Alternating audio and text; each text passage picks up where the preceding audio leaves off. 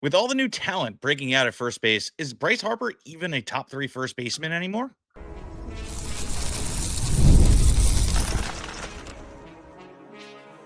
You are Locked On Fantasy Baseball, your daily fantasy baseball podcast. Part of the Locked On Podcast Network, your team every day. Hello, fantasy baseball fanatics, and welcome to the Locked On Fantasy Baseball podcast, brought to you by the Locked On Podcast Network, your team every day. As always, we are your number one source for fantasy baseball knowledge, and thank you for making us your first listen each and every day. I'm your host, Matthew Wane. If you're watching on YouTube, make sure to hit that bell below to subscribe to the channel and give you a notification every time we drop a new episode. And if you're listening on Apple, Spotify, or wherever you get that audio source, make sure to leave us a 5-star rating and review and hit that subscribe button as well. It really helps out the show. Today's episode is brought to you by FanDuel. Right now, new customers can bet just $5, and if your bet wins, you'll get $300 in bonus bets to use across the app. Download the app today. I got a really good episode for you. I got a lot of questions hanging around, some of these players. Is Harper still a top 3 first baseman? Is Schwarber going to return to the Phillies? Or if he doesn't, what is that outcome going to look like, and where are landing spots? And is Nola done? Like, is he even worth drafting in fantasy? These are the questions that has fantasy players just circling the drain of, I don't know what to do. And I got a little bit, we got to break into it right, essentially, right? So let's talk about Bryce Harper, right? Mentioned him at the top. Let's just dig with him. He's Philadelphia Phillies. And Harper had a good season, a great season, right? 501 at bats, 72 runs, 32 doubles, 27 doubles, and 27 home runs, 75 ribs, 12 stolen bases, and batted 261. Now, I like the 27 home runs, and that's about it. Runs are underwhelming. Ribbies are underwhelming. Even the batting average, underwhelming. You look at what Harper's done for his career in terms of batting average. He's a 280 batting average, even with this year included. That is definitely underwhelming for what you paid for him in the draft. On top of that, the runs should be significantly higher. You look at the Phillies as a whole with Schwarber, Turner, Casty, Stott, Bohm. Names can go on for days. The roster is pretty loaded with people that can bring in Harper. Even if he's hitting, towards the 3 slot where maybe he's not getting driven in, then you should see more ribbies. But we're not seeing that. He should be, in all honesty, at least 95, 95, not 72, 75. That's underwhelming, and that's not a good return on draft pick, in all honesty. Even though he had a really good season and was one of the better first basemen of the year, but not top 3, in my opinion. You look at it, and you got Alonso, even though he had a down-ish year. You had Vladimir Guerrero Jr., who was absolutely stellar. You had the new risers of, Kurtz. You have just so many players at the position that you're just like, is Harper in that top 3 echelon of first baseman? And in my opinion, probably not. And here's why. And, it really just comes down to opportunity, performance, and, what we expect on outcome plus ceiling, right? Well, we're seeing over the last 2 years that Harper hasn't really given the mid-30s home run numbers, right? Where what we expect, like he did in 21, like he did in 2019 and 2018. That is something that hasn't happened for quite some time. And, even with TJ, it's still, the last time he hit, 30 home runs was in 24, and it's still 5 shy, I would say, even 4 shy from where I feel better about it. The runs have not opted. Even on the Phillies, like since 2021, the runs have just been mid-80s at best, 84 and 85 and 23 and 24. Like, not my favorite. Plus, the ribbies just aren't there. And I'm concerned because I do feel like there's a lot of options for the team. Then you compare it to the names that are going around him in the draft and guys at the position that I think will have a better outcome. Like, for instance, Pete Alonso. Pete Alonso, in my opinion, is probably the number 2 first baseman. 87 runs, 38 home runs this year, 126 ribs, and batted 272. Now, I don't think the batting average is not going to be that high for Alonso, but it's the point I'm making. A guy I'd rather have over him. Vladimir Guerrero Jr., I think, has 40 home run upset, even though he hit sub 30 this year. I still think there's going to be a lot of power surges, and then we'll cover him when we start covering the Blue Jays. But, you look at just those two alone over him, obviously moves him down to 3. And then you look at the other guys, Matt Olson, for instance, he's been killing 98 runs, 29 home runs, 95 ribs, batted 272. He had, if you compare this season of the two, he had 2 more home runs and 20 more runs and ribs and a better batting average. And Olson's just been solid. Like, yeah, he had a fluke, the previous year, if I'm not mistaken, or 2 years ago, where he just didn't live up to draft price, and that's fine.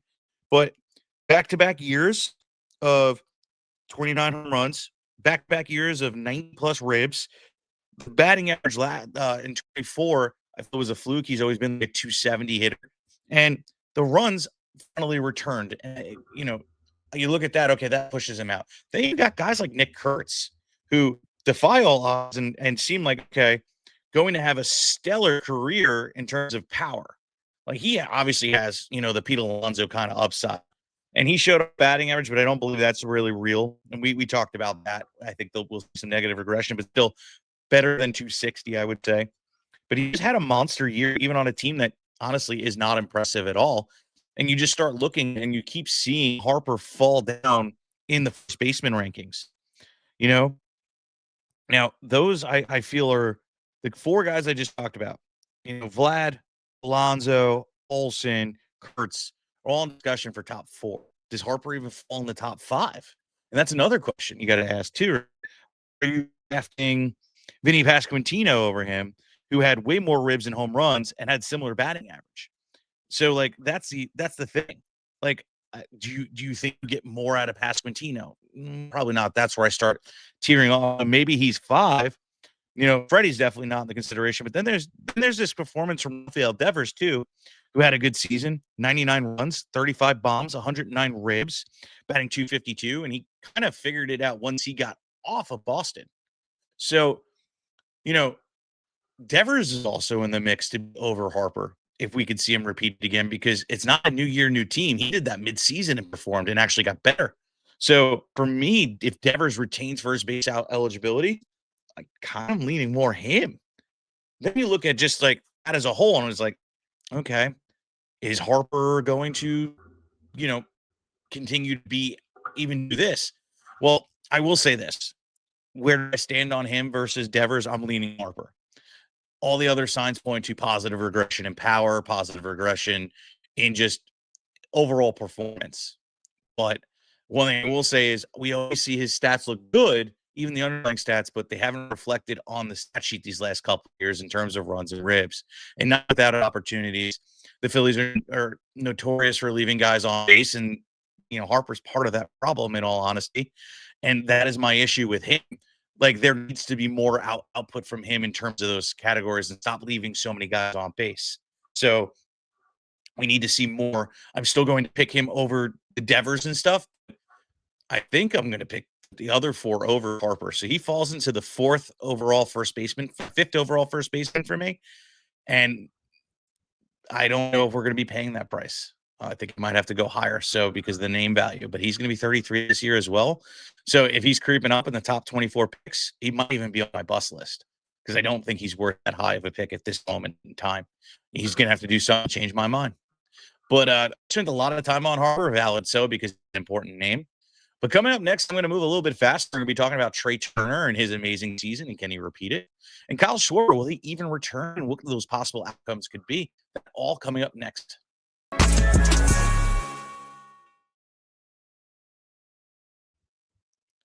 The NFL season is here, and we'll make sure you're ready for every kickoff with a can't miss offer. Right now, new customers can bet $5, and if your bet wins, you'll get $300 in bonus bets to use across the app. I love using FanDuel because it fits however I like to bet. Player props, building same game parlays, or even jumping in the action as it unfolds. It makes game time even more exciting.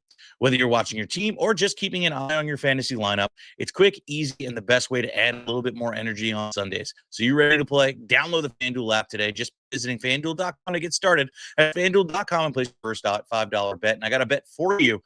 Releasing this today. It's going to be coming out a few hours after I record this, right before that Broncos game. It is going to be a magical game for for Bo Nix. Anytime touchdown for him, over on yardage because they're playing Vegas, and an anytime touchdown for Portland Sutton. And I'm gonna get a little risky. Over 2 receptions for Franklin, and we're even getting a little bit more, you know, over on point score and money line on the win for the Denver Broncos for tonight's game. Play it, make that $5 bet count.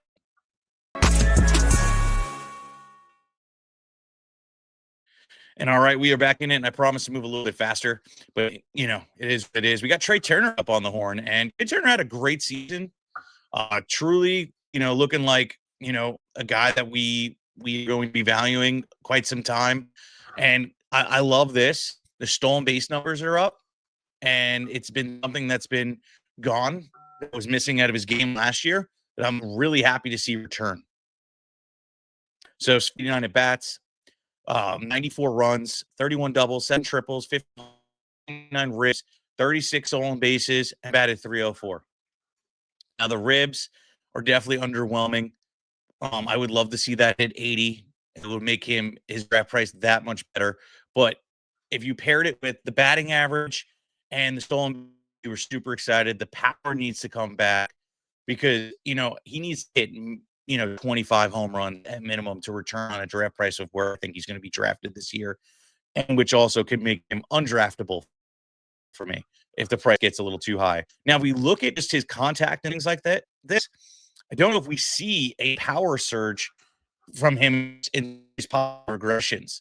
Like, he had a 5.8 barrel percentage with a 42.1% hard contact percentage. Though that isn't a wonderful combination. You really want to see a guy have at least 7% to say, cool, he could probably hit 20 home runs.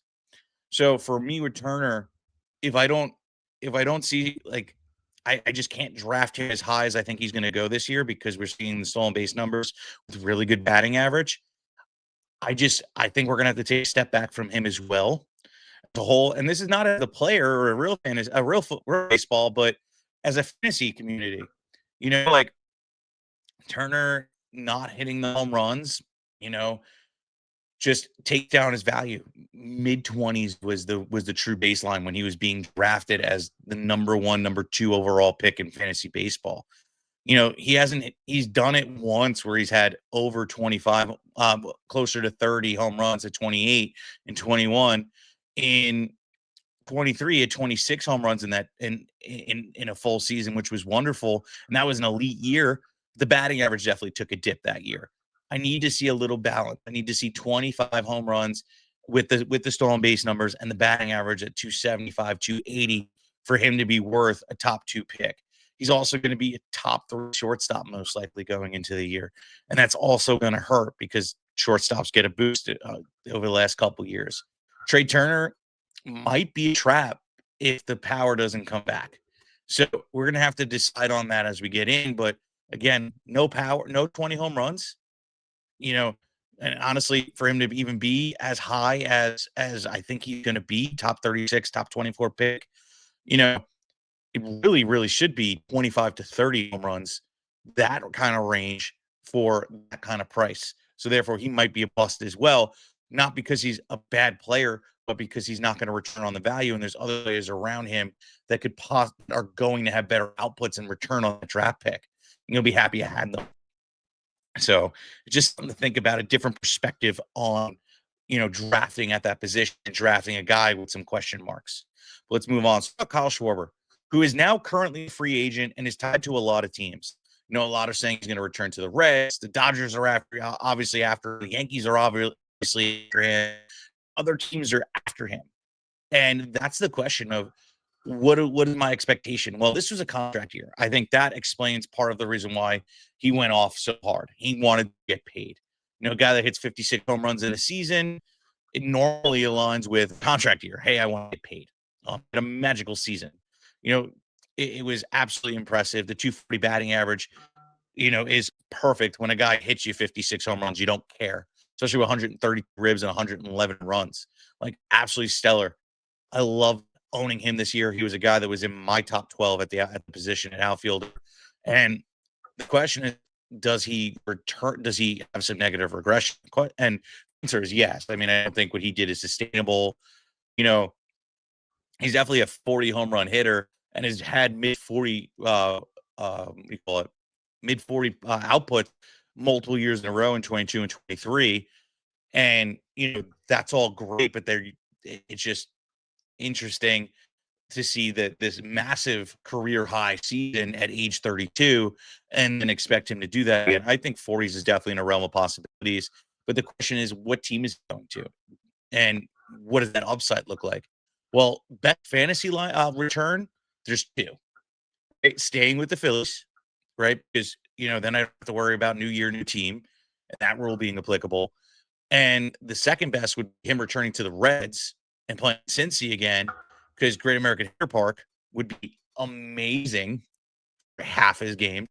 Guy that crushes the ball like that, makes that quality contact is gonna be great. The team is awesome. Up and coming team. Him and Elliot de la Cruz would be dangerous together. And that would give a bump to him, and he doesn't leave guys on base. So this is going to be great. And that would be the best output for him, because he'd be the exception to my rule. If he goes anywhere else, going to be scared. There's definitely going to be negative regression. I mean, I still think he'll hit 30 home runs and 30 plus, maybe 35, but definitely not 40. And I think the batting average won't be in the 240s, 250s. I think it'll be probably more like the 210s or even the sub twos, the 190 range. And then it depends if he's, making quality contact on the ball, that he's able to take advantage of these opportunities, not leave base runners. So those are the things that happen, and there'll be a swing because Schwarber's uber talented. It's just a matter of, is it a slow start or does he teeter off with the new arrangements and everything of that sort. So he's a pro's pro, but still they factor into his performance and output, and that's one of the things.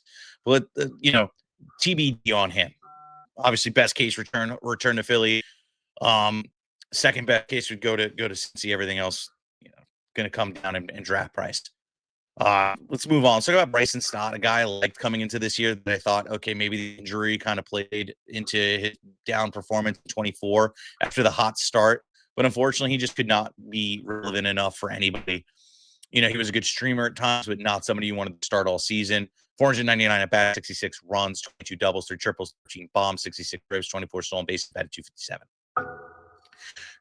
Stott has 30 base upside, hits for decent average. Not going to mutilate you. And on a team where he should get driven in, depending on where he's hitting. Unfortunately, he's not hitting at the top of the lineup. He's not hitting at the bottom of the lineup anymore. So he loses some opportunities to be driven in. Only time he gets that is when he's playing poorly and not getting it anyway. So Stott is not somebody I'm going to be drafting unless I'm in real deep leagues, where then I'm going to be looking for it. Or if I need stolen base opportunity, then I'll draft him towards the end of the draft. Not a guy I'm going to be counting on for, an all season long play at the second base position or short. Let's move on. Let's talk about JT Realmuto. Is JT Realmuto going to return? Possibly. I think there's probably about like a 70-30 chance that he returns.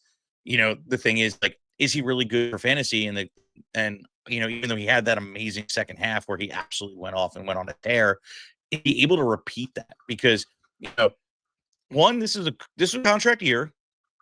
Two, he didn't start off the year hot. He looked like his normal self. And the end of the numbers aren't outstanding. He just had a really good end of the season, in all honesty. And I'm going to pull up the splits there.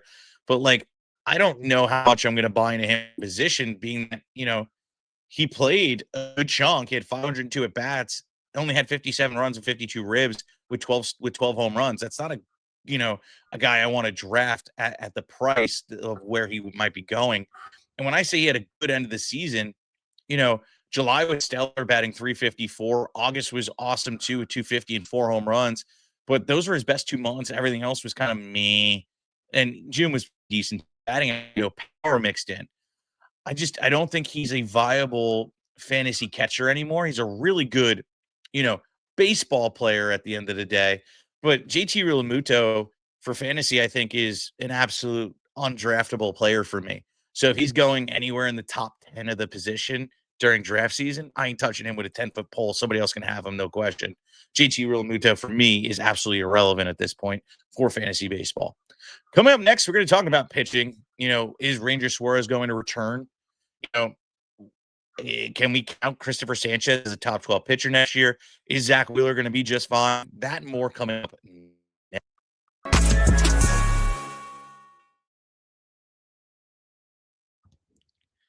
This episode is brought to you by Prize Picks. You and I make decisions every day, but on Prize Picks, being right can get you paid. Don't miss the excitement of this sports season. Whether you're in the NFL, NBA, or both, there's no better time to jump in on the action. If you haven't tried it yet, Prize Picks is the simplest way to play. Just pick more or less than two player stat projections, and if you get them right, you win. It takes less than 60 seconds to make a lineup, and you can play anywhere. And Prize Picks operates including California, Texas, and Georgia.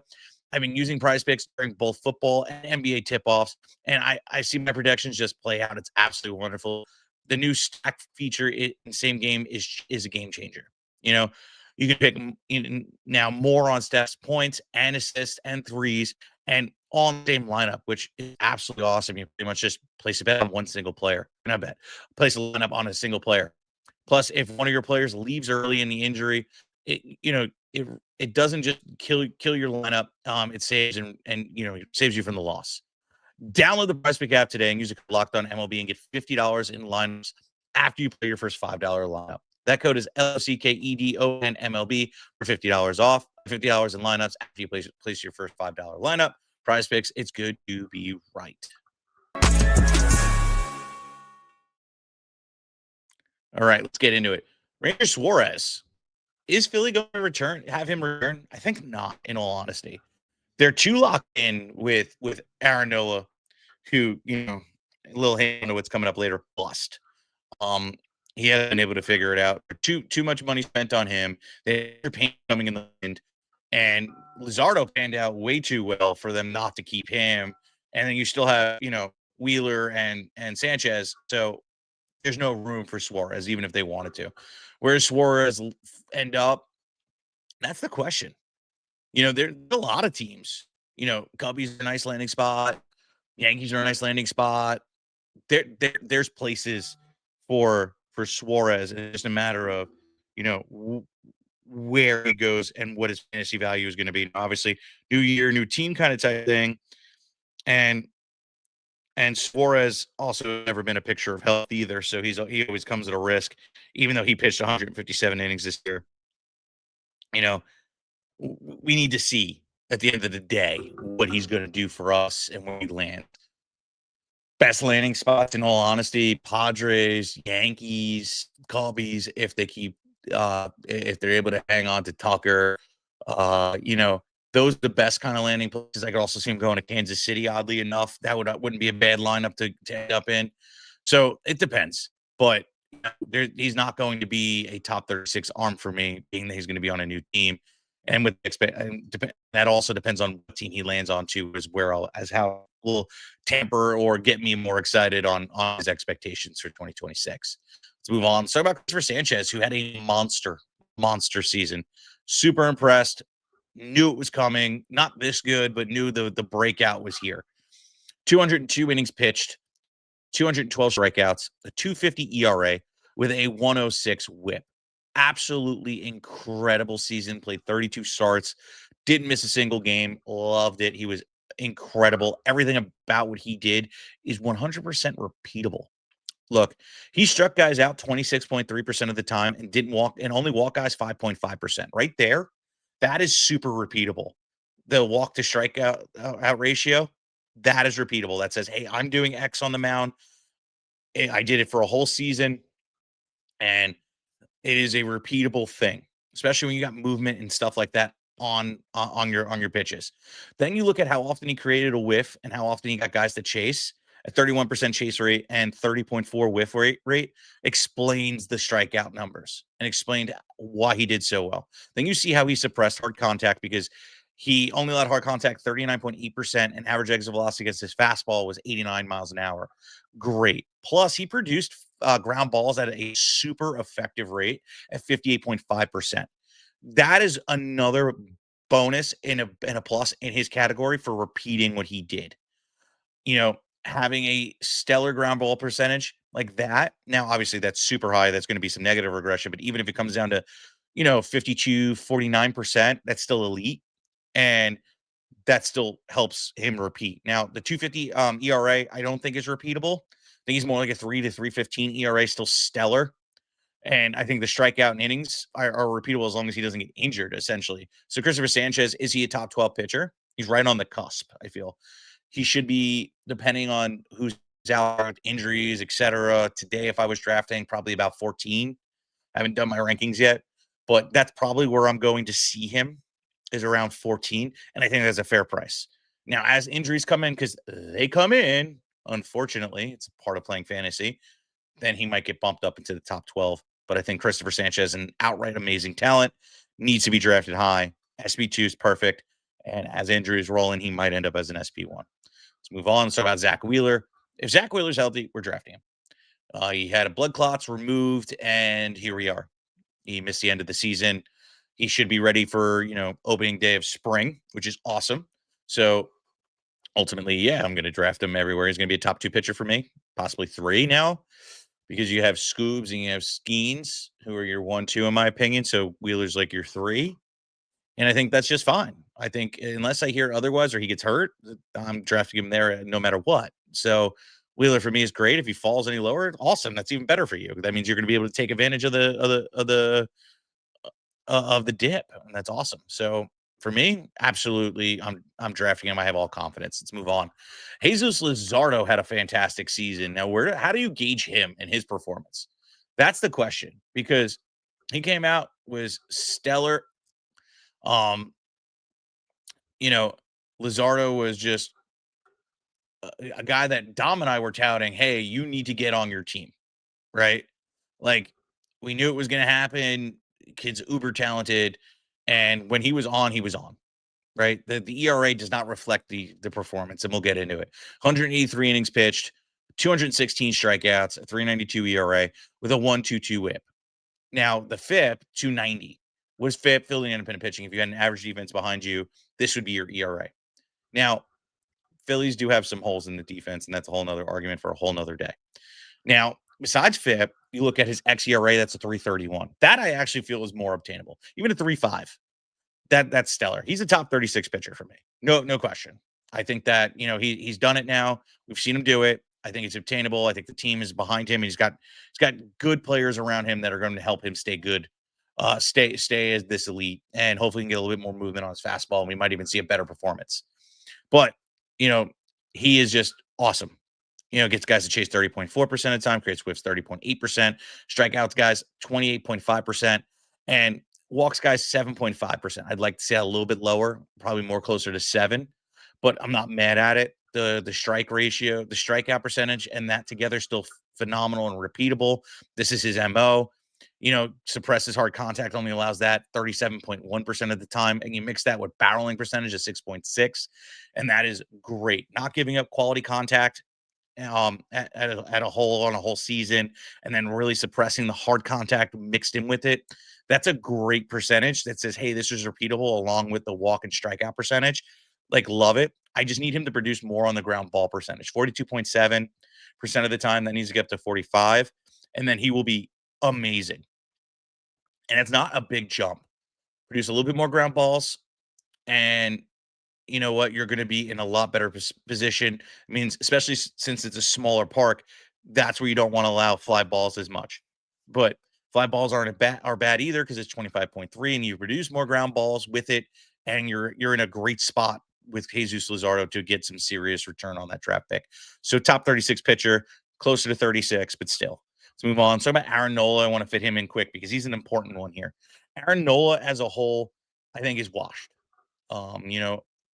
He looked like dog poo-poo all season long, even before the injury and after the injury.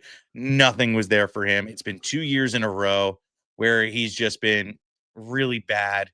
And when I say really bad, because 24 wasn't as bad as in terms of the stats, but there's just those games and those months where it's just like really bad for him. And now we're looking at underlying stats where he had no movement on his pitches. The fastball was sitting at 91.4 miles an hour. You look at 24, it's at 92.1. So you saw a dip in the fastball by more than half a mile per hour. You look at, how hard guys are hitting the ball on him, 89.4 miles an hour.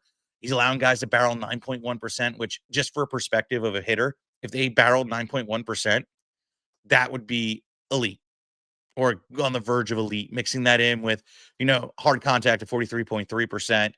There's possibilities of giving up home runs. There's possibilities of having a high ERA at that point. Doesn't really produce a lot of ground balls. I mean, it's good, but not good enough. 42.9%, especially with his profile and things like that, which why we see these big blow up innings and him blowing games. Aaron Nola, for me, I'm out on for fantasy baseball in 2026, so I don't want to touch him with a 10-foot pole. But all right, that's all for today. Please like, subscribe, comment, rate, review, and do everything you can to share the show because we truly love bringing it to you each and every day. And thank you for making Locked On Fantasy Baseball your first listen each and every day. For your second listen, check out the all-new Locked On MLB Game Night. Every game, every night, all season long. Get your local analysis on a national scale and find MLB Game Night on Locked On MLB or on YouTube, wherever you're listening to your podcast. Peace out, guys.